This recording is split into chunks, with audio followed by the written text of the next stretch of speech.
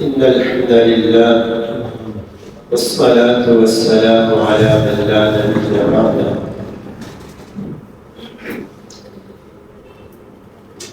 سامعین محترم، اللہ رب العزت آپ تمام مرد و خواتین کی حاضری کو خالصتاً اپنی رضا کے لیے قبول و منظور فرمائے۔ جس طرح اس وقت اللہ کے گھر میں جمع ہے، اللہ تعالیٰ میرے سمیت تمام مرد و خواتین کو پیغمبر علیہ السلام کے حوض پر جمع فرمائے، اور کل قیامت کے دن جب دنیا سائے کو ترس رہی ہوگی، اللہ رب العزت ہم سب کو اپنے سائے کے نیچے جگہ نصیب فرمائے۔ اور تیسری دعا ہے کہ اللہ تعالیٰ میرے سمیت آپ تمام احباب کو، مرد و خواتین کو بغیر حساب اپنی جنت کا داخلہ نصیب فرمائے اور نبی علیہ السلام کا ساتھ نصیب فرمائے۔ سورۃ الانفال اور سورۃ التوبہ، سورۃ التوبہ جو 11ویں پارے کے اندر ہے، اس کا اگلا حصہ انشاءاللہ کل خلاصے میں عرض کریں۔ جو 10ویں پارے میں سورۃ التوبہ ہے، اس کا خلاصہ عرض کرنا ہے، اور سورۃ الانفال کا۔ سورۃ الانفال کے اندر غزوہ بدر کا تذکرہ ہے۔ ماشاءاللہ آپ اہل علم تشریف فرما ہے کہ اس سورت کے اندر اللہ تعالیٰ نے غزوہ بدر کا تذکرہ کیا ہے اور تفصیل کے ساتھ اس کے واقعات بیان کیے ہیں۔ میں صرف ابتدا کا پہلو آپ کے سامنے رکھنا چاہتا ہوں۔ ہمارا جو پڑھا لکھا طبقہ ہے یا سوشل میڈیا کے ساتھ تعلق رکھنے والے احباب ہیں، غزوہ بدر کے حوالے سے سوال کیا جائے تو ان کا جواب یہ ہوتا ہے کہ مسلمان کافروں کا قافلہ لوٹنے کی کوشش کر رہے تھے، تو اس لیے یہ معرکہ درپیش آیا ہے۔ تقریباً یہ بھی سوچ ہے، اللہ قلیل ہے جس کو صحیح حقیقت نہیں۔ تو آئیے ذرا توجہ دیجیے، اس سورت کی پہلی آیت میں اللہ تعالیٰ نے مال غنیمت کے متعلق آگاہ کیا ہے کہ نبی صلی اللہ علیہ وسلم آپ سے یہ لوگ سوال کرتے ہیں تو ان کو بتا دیجیے مال غنیمت اللہ اور اس کے رسول صلی اللہ علیہ وسلم۔ آگے اللہ تعالیٰ نے مومنوں کے اوصاف بیان کی ہیں، سمجھو خوبیاں بیان کی ہیں۔ اللہ مجھے اور آپ کو یہ ساری خوبیاں نصیب فرمائے۔ اللہ فرما رہے ہیں مومن وہ ہے جب اللہ کا ذکر کیا جائے تو ان کے دل ڈر جاتے ہیں۔ دوسری خوبی بیان کی، جب ان کے سامنے اللہ تعالیٰ کی آیات پڑھی جائیں تو ان کے ایمان بڑھ جاتے ہیں۔ تیسری خوبی بیان کی کہ وہ اپنے اللہ پر بھروسہ رکھتے ہیں۔ چوتھی خوبی اللہ تعالیٰ نے بیان کی کہ وہ نمازوں کی پابندی کرتے ہیں۔ پانچویں خوبی یہاں پہ اللہ نے بیان کی کہ وہ اللہ نے ان کو مال دیا اس میں سے خرچ کرتے ہیں۔ 5 خوبیوں کو بیان کرنے کے بعد اللہ فرماتے ہیں یہی سچے مومن ہیں۔ اللہ مجھے اور آپ کو بھی یہ خوبیاں نصیب فرمائے، ان لوگوں میں اللہ ہمیں شامل فرمائے۔ آگے اللہ نے کچھ 7 مختصر انعام بھی ذکر کر دیا ہے، فرمایا ان کے لیے اللہ تعالیٰ کے ہاں بہت درجے ہیں، بڑی بخشش ہے اور عزت کی روزی ہے۔ یعنی کہ 3 انعام بھی اللہ نے مختصر بیان کر دیے ہیں، 5 خوبیاں بیان کی ہیں، اور چوتھا اعزاز یہ تو معمولی اعزاز نہیں کہ اللہ فرما رہے ہیں کہ یہی لوگ سچے مومن ہیں۔ اس سے بڑا اعزاز اور کوئی نہیں سکتا۔ اس کے بعد پھر اللہ تعالیٰ نے غزوہ بدر کا یہاں پہ تذکرہ کیا ہے۔ غزوہ بدر یہ معرکہ پیش ہوا ہے، یہ مسلمانوں کا بڑا اہم ترین معرکہ ہے، یہ حق و باطل کے فرق کرنے والا معرکہ ہے۔ یہ پہلی جنگ ہے مسلمانوں کی اسلام کی فتح کی اور اسلام کی سربلندی کی۔ جب مسلمان مکہ مکرمہ چھوڑ کر مدینہ طیبہ ہجرت کر کے آئے تو مسلمان امن پسند تھے. مسلمانوں نے مکہ مکرمہ سے ہجرت کرنے کے بعد مدینہ طیبہ کے اندر بڑی امن کی زندگی بسر کر رہے تھے.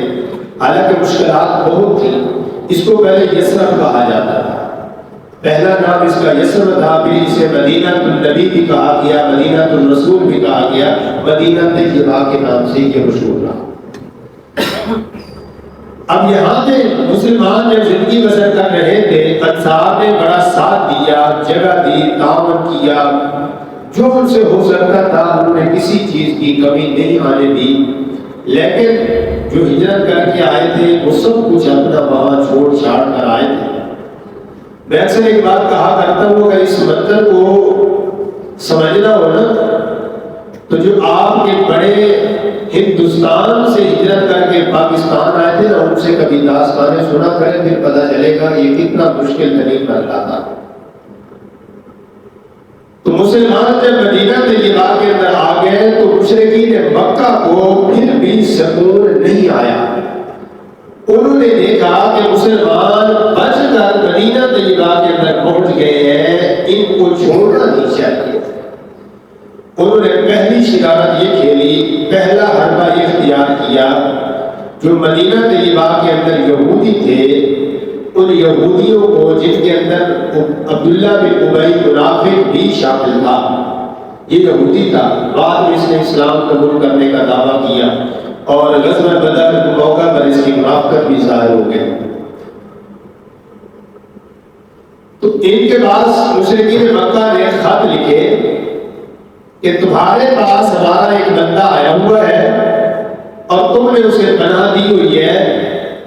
اگر تم اسے پناہ دو گے اور ہمارے حوالے نہیں کرو گے تو ہم وہاں پر آئیں گے، تمہارے ساتھ جنگ کریں گے، تمہاری عورتوں کو ہم اپنے قبضے میں لیں گے، تمہارا مال متا تم سے چھین لیں گے اور تمہارے ساتھ ہم جہاد کریں گے، تمہیں قتل کریں گے، تمہیں ختم کریں گے.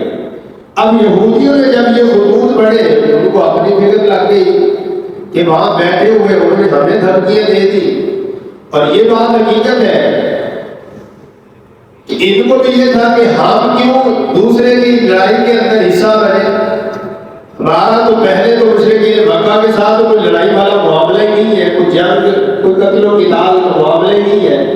بات تو کھڑی ہو رہی ہے مسلمانوں کی وجہ سے، تو ہم ان کا ساتھ کیوں دیں. اور دوسری شرارت انہوں نے یہ کی کہ مسلمانوں کا کچھ مال جو ہے یہ لوٹ کر چلے گئے. باہر مدینہ طیبہ کے قریب مسلمانوں کے کچھ مویشی موجود تھے، یہ مویشی لے جانے میں کامیاب ہو گئے. اور جانے کے بعد پھر انہوں نے خط لکھا کہ دیکھ لو ہم یہاں پہ بیٹھ کر تمہارے مدینہ کے اندر آ کر تمہارا مال مویشی لے کر جا سکتے ہیں، تو ہم تمہاری عورتیں بھی لے کر جا سکتے ہیں، ہم تمہیں دوبارہ اسی طرح قید بھی کر سکتے ہیں، اور ہم مکے سے آ کر مدینے میں بھی تمہیں مٹا سکتے ہیں. یہ ان کا دوسرا فارمولہ تھا جو عموماً ہماری پبلک کو میرا خیال بہت کم یاد ہوگا کہ یہ اس کے اصل بنیادی مسائل ہے. اور تیسری بات انہوں نے یہ لکھی مشرکین مکہ نے کہ اب ہم آئیں گے، پوری تیاری کر کے آئیں گے، اور تیاری کے لیے انہوں نے مکہ کے ہر گھر سے سونا چاندی کچھ مال و متاع اکٹھا کیا. لوگ بھی مسلمانوں کے خلاف ہم نے جنگ کر دیا. اصل میں نا ہم مسلمان سوچ سمجھ نہیں کرتے، حالانکہ اسلام نے ہمیں بڑے بڑے راستے دیے ہیں. ہم زکوٰۃ بھی دیتے ہیں نا، ایسے انداز سے دیتے ہیں اگلی دفعہ بھی وہ زکوٰۃ لینے والا ہوتا ہے، دینے والا نہیں بنتا. اسلام نے زکوٰۃ کا ایسا راستہ اختیار کیا تھا کہ اگر صحیح معنوں میں ضرورت مند کو قدموں پر کھڑا کیا جائے تو آنے والے وقت میں وہی انسان مال خرچ کرنے والا بنتا ہے. عبد الرحمن بن عوف رضی اللہ عنہ جب مدینہ طیبہ کے اندر آئے تھے تو جسم کے اوپر کپڑے نہیں تھے، ٹاپ لپیٹا ہوا تھا. نبی علیہ السلام نے انصار کے ساتھ بھائی چارہ قائم کیا، لیکن انہوں نے بھی حق ادا کیا. لیکن عبد الرحمن بن عوف کہنے لگے مجھے چند درہم و دینار دے دیجیے اور بازار کا راستہ بتا دیجیے، میں تجارت کرتا ہوں، میرا رب برکت دے دے گا. یہ نہیں کہا جو کچھ آ رہا ہے تو اس کو تو لو، آگے بات کی بات میں دیکھیں گے، نہیں۔ جس انسان کی ایسی سوچ ہوتی ہے وہی خسارہ کھاتا ہے۔ جو مال اصل میں زکوٰۃ کا مال اس انداز سے لیا جائے کہ اس بندے کو قدموں پر کھڑا کیا جائے، آنے والے وقت میں وہ بھی زکوٰۃ دینے والا ہو۔ ہم زکوٰۃ ایسے انداز میں دیتے ہیں کہ آنے والے وقت میں کئی سال گزر جاتے ہیں، اس کی نسلیں بھی پھر زکوٰۃ ہی دینے والی ہوتی ہے، دینے والا کوئی نہیں ہوتا۔ انہوں نے جو مال متا اکٹھا کیا، انہوں نے اس سے اسی وقت جہاد کا ساز و سامان تیار نہیں کیا، بلکہ انہوں نے کہا کہ اب اس مال کی تجارت کرو، جب یہ مال بڑھ جائے گا، جو اس کا جتنا بھی منافع اکٹھا ہوگا، پھر ہم مسلمانوں کے خلاف جہاد کریں گے۔ یہ اصل بات بولا۔ دیکھو آج بھی مسلمان کے بعد جب سرمایہ آتا ہے تو وہ حصوں کے اندر تقسیم ہو کے سب کے گھروں میں چلا جاتا ہے، پورا ملک قرضے کے اندر، عوام ساری قرضے میں ہوتی ہے، اوپر سے باہر سے آیا اور باہر ہی کھا پی لیا۔ تو یہ ایسے تو ترقی نہیں ہوتی۔ وہ دشمن ہو کر بھی دیکھ لو کون سا راستہ اختیار کرتا ہے، سب کے گھروں سے مال متا اکٹھا کیا، سونا چاندی اکٹھی کی، اس کو اسی وقت اس نے جہاد میں خرچ نہیں کر دیا۔ اس نے کہا اس کی تجارت کرو، یہ آگے بڑھے گا، جب یہ زیادہ ہو جائے گا پھر ہم مسلمانوں کے خلاف جہاد کریں گے۔ یہ ان کے 3 فارمولے تھے، اور جو قافلہ ان کا مسلمانوں کے خلاف تجارت کرنے والا تھا نا، اس قافلے کے متعلق رسول اللہ صلی اللہ علیہ وسلم نے فرمایا ان کے اس قافلے کے اوپر حملہ کر دو، تاکہ نہ یہ مال و متا اکٹھا کر پائیں گے، نہ یہ ہمارے خلاف آئیں گے، کہ طاقت کمزور ہو جائے گی۔ اتنا تو آپ انسان حق رکھتا ہے، لیکن ہماری نظر کو صرف یہ ایک حصہ بتا دیا گیا کہ مسلمان ان کا قافلہ روکنا چاہ رہے تھے، اس وجہ سے یہ جہاد شروع ہوا ہے۔ پوری میرا پس منظر ہے وہ سارے کا سارا تقریباً یاد کسی کو بھی نہیں ہے کہ اصل کو ہمارے خلاف اٹھ رہے تھے، ان کو دبانا مقصود تھا، ان کو پست کرنا مقصود تھا، تاکہ یہ مسلمانوں کو نقصان نہ دے سکے۔ اگر کوئی دیر بھی صحیح تو ہلکا پھلکا ہو، اور ان کو یہ بھی پتا چلے کہ اگر ہم حرکت کرنے پر آئیں گے تو جو ہمارا تجارت والا راستہ ہے شام کی طرف جانے والا، مدینہ طیبہ سے ہو کے، وہ راستہ مسلمان بند کر دیں گے، اس راستے سے ہمارا گزرنا مشکل ہو جائے گا، تو ان کو اس کی تکلیف ہوگی۔ لیکن انہوں نے تکلیف کیا لینی تھی؟ انہوں نے تو اس کے الٹ بھی راستہ اختیار کر لیا، انہوں نے مکہ مکرمہ سے اپنا قافلہ تیار کر لیا۔ مسلمان ابھی جہاد کی تیاری میں نہیں تھے، لیکن وہ 1000 کا لشکر لے کے جہاد کے لیے تیار ہو کر آ کے مال و مداست، حالانکہ قافلہ بھی ان کا بچ بجا کر مکے پہنچ گیا۔ تو یہ تھا پس منظر اصل اس غزوہ بدر کا، کہ اس انداز سے یہ غزوہ بدر شروع ہوا تھا۔ آگے ساری تفصیل آپ سماعت کرتے رہتے ہیں، اگر اس تفصیل میں جائیں تو وقت اور بہت لگ جائے گا۔ تو اگلی بات یہ تھی کہ اللہ تعالیٰ نے احسان یہ کیا، فضل یہ کیا، اللہ نے فرشتوں کے ساتھ مدد کی مسلمانوں کی، اور کفار کو شکست دی، اور شکست بھی اللہ تعالیٰ نے ایسی دی کہ ان کے جو چوٹی کے سردار تھے نا، 70 سردار ان کے مارے گئے، اور 70 ان کے افراد قیدی ہوئے۔ اللہ تعالیٰ نے فرشتوں کے ذریعے مدد کی، اور اس مدد کو بھی اللہ نے جواب دیا۔ یہ تو تمہارے دلوں کو ہی مضبوط کرنا مقصود تھا، تمہارا حوصلہ مضبوط کرنا تھا، لیکن یہ مدد اللہ کی طرف سے آئی ہے، یہ نصرت اللہ کی طرف سے آئی ہے۔ اور اللہ تعالیٰ نے فضل ایسا کیا کہ مسلمانوں کے چلنے کے لیے مشکل ہو رہی تھی نا، زمین ریتلی بن گئی تھی، تو ریت پہ چلنا دوڑنا تھوڑا مشکل ہوتا ہے، اللہ نے آسمان سے بارش اٹھا کر اس زمین کو مضبوط کر دیا، تاکہ مسلمان اس کے اوپر دوڑ بھی سکے، تو اس کو دقت نہ ہو، کوئی پریشانی نہ ہو۔ اللہ نے ہر لحاظ سے مدد کر کے مسلمانوں کو کامیابی کے ساتھ ہمکنار کیا۔ غزوہ بدر اس کے بعد آیا، کیونکہ ان کی دل آگ بڑھ رہی تھی کہ ہم نے تو کچھ اور سوچا تھا، اور اللہ کا بدل یہ تھا کہ مسلمانوں کی نگاہوں کے اندر کافر تھوڑے نظر آتے تھے۔ اللہ نے کافروں کو مسلمانوں کی نگاہوں میں تھوڑا دکھا دیا، اور کافروں کو مسلمان زیادہ دکھا دیے۔ حالانکہ ادھر 313 تھے، ادھر 1000 کا لشکر تھا، کہ میرے رب نے کامیابی دی. اور اسی غزوے کے اندر، غزوہ بدر کے اندر، یہ سارا کردار شیطان کا تھا. شیطان نے ان کو تیار کیا، ان کے لیے ان کے اعمال کو مزین کیا. جب اس نے دیکھا اللہ کی رحمت کو، اللہ تعالیٰ کے فضل کو، ملائکہ کو اترتے ہوئے، پھر اس نے کہا کہ مجھے اللہ تعالیٰ کے عذاب سے ڈر لگ رہا ہے، رب کا عذاب بڑا سخت ہے. اور وہ خود نکل گیا اور کچھ مشرکین مکہ کو اس جنگ کے اندر دھکیل کر چلا گیا. اہل علم نے یہاں پہ دو باتیں بیان کی ہیں. فرماتے ہیں پتہ چلا یہ انسان کو اچھائی بھی دکھاتا ہے، برائی بھی دکھاتا ہے. انسان کا خیر خواہ بھی بن کر آتا ہے، دشمن بھی بن کر آتا ہے. مشرکین مکہ کا پہلے خیر خواہ بن کر آیا تھا کہ تم زیادہ ہو، آج ہی مسلمانوں کا کام تمام کر دو، مسلمان مٹ جائیں گے. جب دیکھا رب کی پکڑ کو، رب کے عذاب کو، اللہ کی طرف سے نصرت آتی ہوئی کو، تو بھاگ گیا. تو یہ نہ دشمن کا دوست ہے، تو نہ دوستوں کا دوست ہے، یہ سب کا ہی دشمن ہے. انسان ایسے اس کو دوست بنا کر چل رہا ہے. اللہ تعالیٰ اس کے فطروں سے مجھے اور آپ کو محفوظ فرما دے. اس کے بعد اللہ تعالیٰ نے مسلمانوں کو یہ فتح کے بعد چند باتیں اور سمجھائی. مشرکین مکہ نے غلاف کعبۃ اللہ کا پکڑ کر اللہ تعالیٰ سے بد دعائیں کی، ہمارے اوپر پتھروں کا عذاب آ جائے، ہم ہلاک ہو جائیں. اللہ تعالیٰ نے دو باتیں بتائی.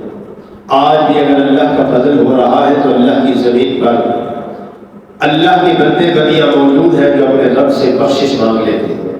اب کیا سمجھتے ہو آپ کو اللہ نے عزت نہیں دی؟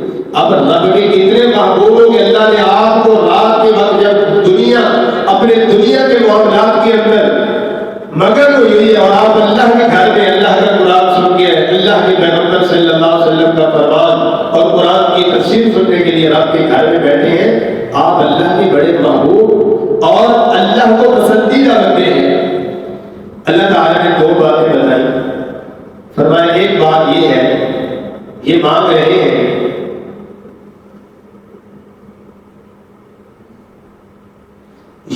رہے ہیں عذاب، لیکن میرا قانون اصول ہے. فرمایا محبوب جی ان کو بتا دو جب تک اللہ کا نبی ان کے اندر ہے میں عذاب نہیں اتاروں گا. دوسری بات بتائی کہ جب تک ان کے اندر رب سے بخشش مانگنے والے ہیں میں سب کو اکٹھا ہلاک بھی نہیں کروں گا. اور نبی علیہ السلام نے فرمایا میں نے اللہ تعالیٰ سے دعا کی تھی اللہ میری ساری امت کو اکٹھے ہلاک نہ کرنا. یعنی کہ ایک دم جس طرح پہلی امتیں ہلاک ہوتی رہی، اس امت کو اللہ نے پیغمبر کی دعا کو قبول کیا کہ یکدم ساری امت کٹی، کبھی یہ ہلاک اللہ نہیں کی. حالانکہ عذاب آئے ہیں کبھی کسی علاقے میں، کبھی کسی علاقے میں، کبھی کس طرح کا عذاب آیا ہے، مختلف عذابوں کی شکلیں ابھر چکی ہیں، لیکن پیغمبر کی دعا کو اللہ نے قبول کیا کہ اللہ تعالیٰ نے ایک دم عذاب کسی کے اوپر بھی نازل نہیں کیا. اور سورت توبہ کے اپنا اسی سورت کے اندر انفال کے اندر آگے چل کے اللہ تعالیٰ نبی علیہ السلام کے صحابہ کی عظمت بیان کی. اس آیت کو اگر میں اور آپ غور سے سمجھ لیں، اللہ نے فرمایا محبوب جی آپ ان کے اوپر سارے کا سارا مال بھی خرچ کر دیتے نا تو آپ ان کو اسلام کی دولت نہیں دے سکتے تھے. اب جن کے متعلق اللہ فرمائے محبوب جی ان پر مال آپ خرچ کر دیتے تب بھی آپ ان کو اپنا محبوب نہیں بنا سکتے تھے، آپ ان کے محبوب نہیں بن سکتے تھے. کیا اس بندے کے اندر لالچ ہوگی بات کی؟ جس ساری دنیا کا مال لے کر محبوب کا نہیں بن رہا تھا، کیا اس کے اندر لالچ ہوگی بات کی؟ پھر آپ دیکھیں جن کے ناموں کو بدنام کیا جاتا ہے انہوں نے مال پیغمبر سے لیا ہے یا پیغمبر پر خرچ کیا ہے؟ انہوں نے سب کچھ اپنے گھر کا لوٹا کر پیغمبر کے قدموں میں ڈھیر کر دیے ہے. لالچ تو اس کی ہوتی ہے جو اٹھا کر لے جاتا. اور میں کبھی کبھی سوچتا ہوں آپ بھی ماشاءاللہ مطالعہ کرنے والے ہیں، میرے سے زیادہ علم رکھنے والے، اللہ سب کو برکتیں عطا فرمائے. کیا کوئی ایسا واقعہ بھی ملتا ہے کہ جیسے اور صحابہ کرام کو نبی علیہ السلام نے مال دیا، صدیق کی مال نہیں دیا؟ مجھے تو سیرت میں نہیں ملا. صدیق کو محبوب نے کہا چلے یہ بچا ہوا لے جا. صدیق کی بیٹی تو محبوب کے گھر کے اندر ہے، محبوب کی بیوی ہے، مال غنیمت تقسیم ہو رہا ہے، کہاں سے بھیجا محبوب جی؟ تقریباً 2-3 دن ہو گئے ہیں، گھر میں کچھ نہیں بنا، اللہ نے مال دیا ہوا ہے، کچھ حصہ ایک وقت کی خوراک کے لیے لیا کہ گھر کے اندر 3 دن ہو گئے ہیں، کچھ بنا نہیں ہے، محبوب جی کو ایک وقت کی خوراک بھی لے آنا۔ نبی علیہ السلام نے کیا جواب دیا؟ اب تو میں نے سارا تقسیم کر دیا، پہلے پیغام بھیجتے تو شاید کچھ بھیج دیتا۔ امی عائشہ رضی اللہ عنہ فرماتی ہے کہ 2 مہینے محبوب کے گھر میں آگ نہیں جلی تھی۔ آج کوئی عورت ہمت کر کے دکھائے، میرا خیال 24 گھنٹے گزرنے کی دیر ہے، پیچھے سے بھی آ جائے گا پیغام، تو یہاں سے بھی اگر اتنی کھلانے کی طاقت ہے تو ہم خود کھلا لیں گے۔ یہ صدیق کا حوصلہ تھا نا۔ ایک دن کہا ہے محبوب جی آپ نہیں کھلا سکتے، واپس دے دو میری بیٹی، کسی ایک دن کہا ہو۔ تو بتانے کا مقصد یہ تھا، یہ وہ لوگ تھے جو پیغمبر کی محبت میں آئے تھے، رب کی محبت میں آئے تھے، اللہ کے قرب کے لیے آئے تھے، پیغمبر کے قرب کے لیے آئے تھے، یہ مال و متاع کے لیے نہیں آئے تھے، یہ مال و متاع خرچ کرنے آئے تھے، سب کچھ خرچ کرنے چاہے گئے۔ اللہ نے ان کو عزت عطا فرمائی، اللہ نے ان کے ایمان کی گواہیاں دی۔ اللہ تعالیٰ نے آگے غزوہ تبوک کا تذکرہ کیا۔ غزوہ تبوک یہ بھی ایک بہت عظیم جنگ تھی، اور آپ کو پتا ہے یہ عظیم اس وقت کی سپر پاور جو طاقت تھی روم کی، اس کے ساتھ مقابلہ تھا۔ انہوں نے تیاری کی مسلمانوں کے خلاف۔ نبی علیہ السلام کو پتا چلا، آپ نے کہا یہ مدینے میں خون خرابہ نہ کرے، 30,000 کا لشکر لے کر نبی علیہ السلام ہی تبوک پہنچ گئے۔ یہ روم کی سرحد تھی وہاں پہ اس وقت۔ جب رومیوں نے دیکھا کہ مسلمان اس دن ہونے کی بجائے 30,000 ہیں لے کر ہماری سرحد کے اوپر پہنچ گئے، انہوں نے پھر مقابلہ کرنے سے اس وقت انکار کر دیا تھا۔ پھر اور جو لوگ تھے، مختلف بستیاں تھیں، انہوں نے جزیہ دے کر اسلام کی سلطنت کے اندر اسلامی حکومت، اسلامی ریاست کے تحت رہنے کا معاہدہ کیا تھا کہ ہم اب اسلامی ریاست کے تحت رہیں گے، اب رومیوں کی ریاست ہمارے اوپر ختم ہو گئی۔ اور اس صورت توبہ کے اندر اللہ تعالیٰ نے 3 موقعوں پر آیات کو، اس صورت کو مکمل کہا۔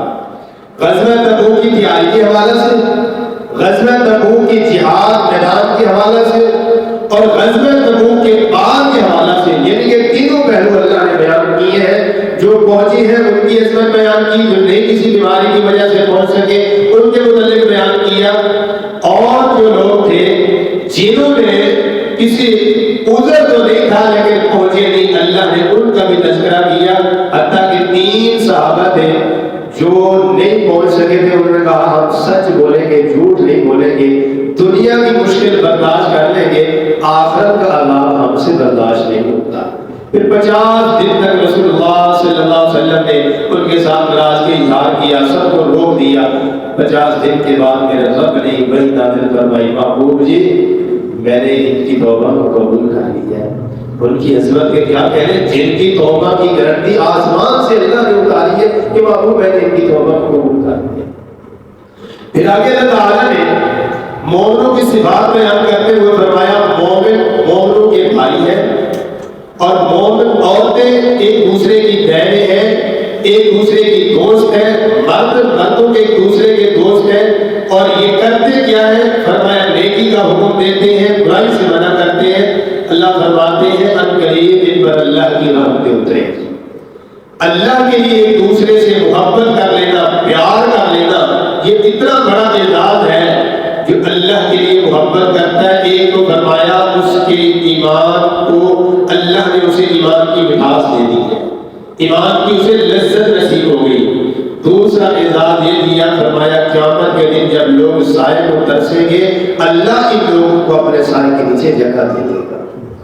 پھر آگے اللہ تعالیٰ نے ایک اور صفت بیان کی، فرمایا مومن ہی ہے وہ اللہ کے گھروں کو آباد کرتے ہیں، مساجد کو آباد کرتے ہیں، یعنی کہ یہ شرف مومنوں کا ہے کہ وہ مساجد کو آباد کرتے ہیں۔ اس لیے نبی علیہ السلام نے فرمایا جو صبح شام مسجد میں آئے اس کے ایمان کی کل قیامت کے دن گواہی دے جائے گی یہ مومن بندہ ہے، اللہ کے گھر میں آتا تھا۔ اور یہ دنیا والوں کے لیے مسجد اللہ نے جنت بنا دی ہے۔ یہاں پہ صرف 2 حدیثیں عرض کروں گا۔ انہی کے ساتھ پھر بات میں ختم کرنے کی کوشش کروں گا. ہمارے اندر ایک کچھ کمزوری ہے، اللہ تعالیٰ دور فرمائے، ہم اپنی اصلاح کریں. ایک حدیث رسول اللہ صلی اللہ علیہ وسلم کی کہ آپ نے دیکھا کہ محراب کے اوپر تھوڑی سی تھوک لگی ہوئی تھی. نبی علیہ السلام نے اس کو کھرچا صاف کیا. صحابی کہتے ہیں آپ کا چہرہ غصے کے ساتھ شروع تھا، لیکن نبی علیہ السلام نے وہ صاف کرنے کے بعد بتایا، آپ تشریف لائے، آپ نے فرمایا جس کو کوئی ناک سے ریشہ آ رہا ہو یا لعاب آ گیا ہے تو اپنے بائیں پاؤں کے ساتھ اس جگہ کو کھرچ کے وہاں دھو کے اس کو دفن کر دے. یہ تھا اس وقت جب مسجد کچی تھی. یہ ایک طریقہ نبی علیہ السلام نے بیان کر دیا. دوسرا طریقہ صحابی کہتے ہیں نبی علیہ السلام نے اپنی چادر کا، جو آپ نے چادر لی ہوئی تھی اس کا ایک کنارہ لیا، اس طرح کر کے لعاب لگایا اور اس کو کنارے کو مسل کر دیا. دوسرا طریقہ بیان کیا کہ اگر تمہیں ناک یا منہ سے کوئی ریشہ آ رہا ہو تو اس طرح کر کے اپنے کپڑے سے اس کو صاف کر لیتا ہے. عرض کرنے کا مقصد یہ تھا، اللہ نہ کرے اگر کسی بندے کا معاملہ ایسا درپیش آ جائے تو ہم اس کو بتانے کی بجائے، اس کو اصلاح کرنے کی بجائے ہم تو پہلے اس کو کھانے کو آتے ہیں. ہمارا کام ہے اس کو برداشت کرنا. وہ اللہ کے گھر میں آ کے پتہ نہیں اس وجہ سے اس کے ساتھ کوئی معاملہ درپیش آئے. دوسری حدیث بڑی پیاری ہو گئی. نبی علیہ السلام تشریف فرماتے، صحابہ کرام میں تشریف فرماتے، ایک بدو آیا تھا بھی غیر مسلم، آیا تو مسجد میں پیشاب کر دیا. اب جیسے وہ پیشاب کرنے لگا صحابہ کرام دوڑے، نبی علیہ السلام نے ان کو روکا. اتنے شدت کے ساتھ صحابہ کرام دوڑے کہ شاید اسے روک دیتے. نبی علیہ السلام نے روک دیا، رک جاؤ، اسے پیشاب کرنے دو. اللہ کی نبی مسجد میں فرمایا خاموش ہو جاؤ. اب نبی علیہ السلام سب کو روک دیا. وہ حالانکہ بات چلتا تو شاید نبی علیہ السلام نہ ہوتے تو وہ اپنے جذبات دکھا جاتے. اب بھی ہمارے اصل مسائل یہ ہے، ہم جذباتی ہو جاتے ہیں، دین کا ہمیں ہی فکر نہیں ہوتا. نبی علیہ السلام نے جب اس نے پیشاب کر لیا، آپ نے پانی کو ڈوایا، وہ جگہ دھو دی، پھر اس کو میں نے بلایا، فرمایا یہ اللہ کا گھر ہے، مسجد ہے، یہاں پیشاب نہیں کرتے، یہ عبادت گاہ ہے. تو وہ کہنے لگا اللہ تعالیٰ آپ کے اوپر رحمت فرمائے. نبی علیہ السلام نے فرمایا ان کے لیے بھی دعا کر دے. کہتے نہیں یہ تو مجھے مارنے کے لیے تیار ہے، ان کے لیے کیوں دعا کرو؟ وہ بدو باتیں کر جاتے ہیں. اس نے کہا یہ تو مجھے مار دیتے، آپ نے تو مجھے بچایا ہے. نبی علیہ السلام نے پھر کہا، اس نے پھر یہ کہا کہ آپ کو رحم فرمایا، آپ نے میری اصلاح کر کے مجھے بتا دیا، ورنہ یہ لوگ تو مجھے مار دیتے. تو نبی علیہ السلام کی اس حدیث نے بھی سبق دیا ہے کہ کوئی انسان اگر اچانک ایسا راستہ اختیار کر جاتے ہیں، اس کے ساتھ کوئی معاملہ درپیش آ جاتا ہے، بچہ بڑا ہے، تو ہماری ذمہ داری بنتی ہے اس کو اس انداز میں پریشان نہ کیا جائے کہ وہ اللہ کا گھر ہی چھوڑ جائے، وہ مسجد ہی چھوڑ جائے، ہو جاتا ہے. تو یہ انداز ہمیں اپنانے کی ضرورت ہے. جب اگر ہم یہ انداز اپنائیں گے تو اللہ تعالیٰ کی رحمتیں آئیں گی. آپ کی وجہ سے، آپ کی برداشت کی وجہ سے ایک بندہ مستقل نمازی بن جاتا ہے، آپ کتنا کچھ سرمایہ کما رہے ہیں. اس کا لیول بدل آپ کو پیسوں سے بھی نہیں ملے گا. یعنی کہ آپ پیسہ بھی خرچ کر رہے پھر بھی ہمیں ایسا اجر نہیں ملے گا. جو کسی کی خیر خواہی کریں گے تو وہ نمازی بن جائے گا، اس کا مقابلہ نہیں ہے. نبی علیہ السلام نے فرمایا تعالی اگر تیری وجہ سے ایک بندہ بھی راست پر آ جائے گا تو 200 اونٹوں سے بھی زیادہ دولت تو نے کما لی. حالانکہ صرف اونٹ عرب کی بہت بڑی قیمتی دولت ہے. تو یہ بہت بڑی دولت ہے. آخر میں اللہ تعالیٰ نے اس میں کچھ مسائل بیان کیے ہیں زکوٰۃ کے، اور زکوٰۃ کے اللہ تعالیٰ نے مسالت بھی بیان کی ہے. اس میں 8 مسالت اللہ نے بیان کر دی ہے، اور زکوٰۃ نہ ادا کرنے کی اللہ نے سزا بھی اسی صورت کے اندر بیان کر دی ہے. تو اللہ تعالیٰ سے دعا ہے کہ اللہ تعالیٰ ہمیں ایسے معاملات سے محفوظ رکھے جو ہمارے لیے خسارے کا باعث ہے. پھر منافقین کا بھی ایسے کردار آگے بیان کیا، ان کی چالیں بھی بیان کی. فرمائے یہ منافقین ہے، یہ نرمی کے مستحق نہیں ہے. نبی علیہ السلام نے بڑی نرمی کی، بڑی نرمی کی، بڑی نرمی کی.